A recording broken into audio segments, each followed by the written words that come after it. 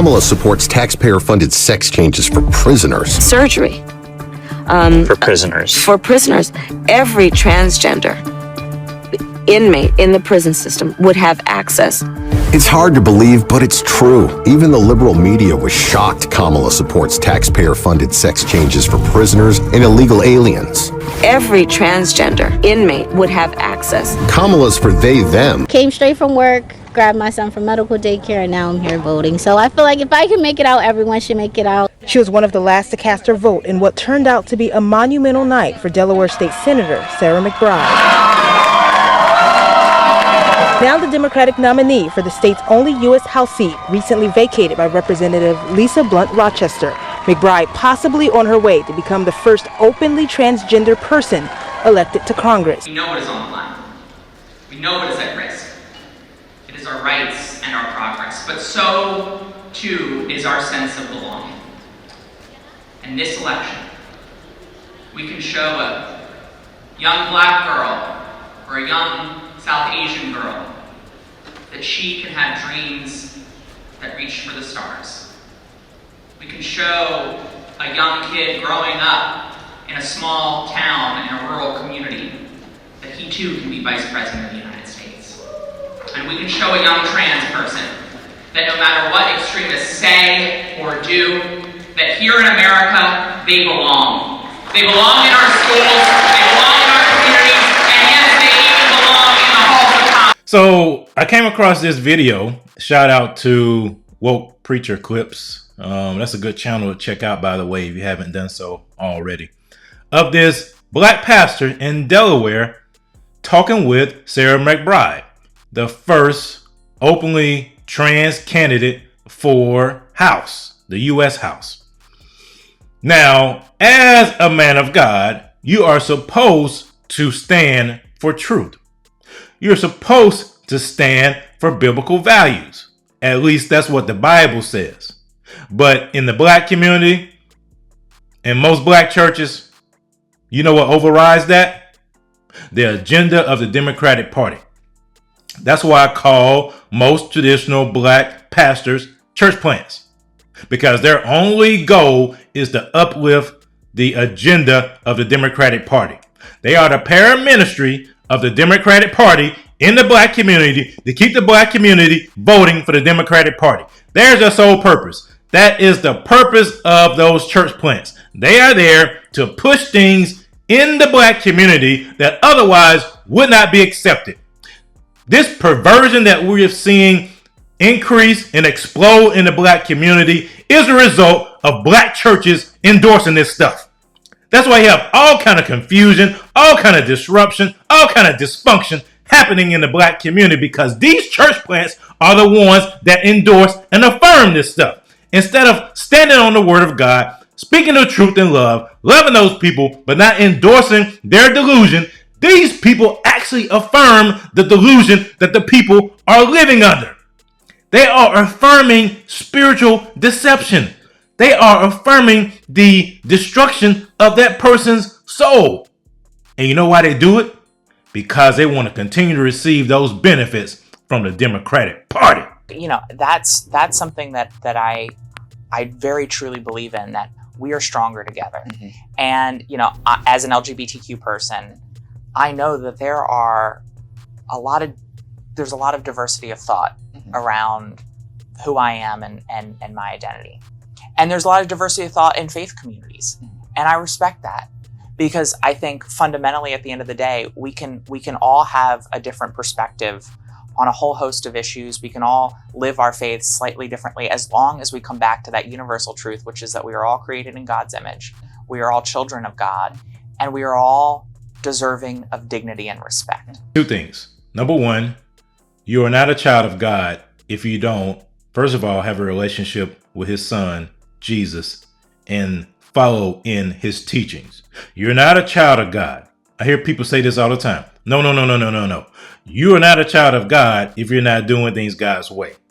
For as many as are led by the Spirit of God, these are the sons of God. Romans 8:14. Led by the Spirit. The Spirit is not going to lead you to want to change something that cannot be changed. Number one. And number two, we respect the humanity in the people. But just because I respect your humanity, that you are created in the image of God, doesn't mean I have to affirm a lifestyle that I know is contrary to God's will, and I know is destructive for you and for our families and for our country and for our communities. Reasons why we're going to have to make sure that Kamala Harris and us get into the White House, because the decisiveness of Donald Trump is that, no, don't work with them.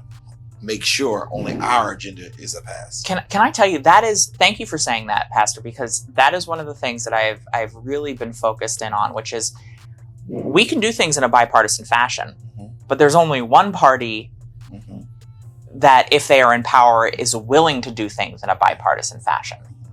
With Donald Trump and J.D. Vance, we will get their Project 2025 agenda, and we will get a politics that seeks to punish those who don't vote for them, that seeks to ridicule those who don't vote for them, and never seeks to work with those on the other side of the aisle. Versus if we elect Democrats up and down the ballot, if we send Kamala Harris and Tim Walz to the White House, if we flip the House and make Hakeem Jeffries the Speaker of the House, if we keep the Senate, we'll deliver progress, and we will do what we did in the first 2 years of the Biden-Harris administration, which is we will deliver progress in a bipartisan fashion. Someone was joking with me, and they said the reason why Donald Trump decided, beyond the fact that he feels he can go to jail if he don't become president, is that he saw all of the movement. Yes. And it was the first 2 years while we had both, it was almost literally things were getting done. It wasn't done on a party line. It was done bipartisan.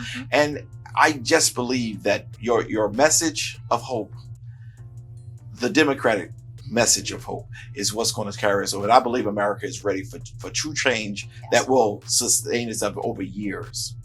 And I'm looking forward to watching you, to share whatever you desire. Well, first off, thank you for saying that.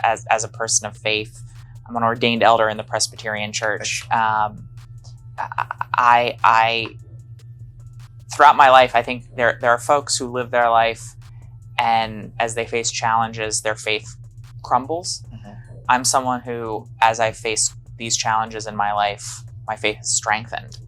And I feel that very deeply in this moment, that all of us are here in this moment to do as much good as we can for as many people we can, in as many ways as we can, that we've been called for such a time as this. And, we are in a critical time. And it doesn't just take politicians and pastors, it takes all of us. It takes the people to deliver that real change that you talked about. I think it's so exciting to be in this time because hope and joy are making a comeback in this country. And it is our job as pastors, as politicians, as the public who are feeling that hope and that joy over the next 7 weeks to spread that hope and to spread that joy. And then beyond those 7 weeks, once we actually get there, to deliver the kinds of policies that make that hope and that joy a reality for everyone. Not senator, that's coming. A congresswoman to be. It was a joy having you with me today. I've learned some things that I did not know. And I think those who are watching us are now going a little bit deeper in to be able to say, you know what, we need people who have a heart after people in order to be politicians, public servants, and so on. Thank you so much for taking time to be with me today. And I hope and trust that once you get there, you get even stronger and you continue to represent the people that you represent, which is the great state of Delaware. Thank you so very much. Thank you so much for having me. You go on YouTube right now and you need to look at this whole show because it was just refreshing. We have a lot of friends who are part of the public servants of Delaware, and they do a good job. I didn't know much about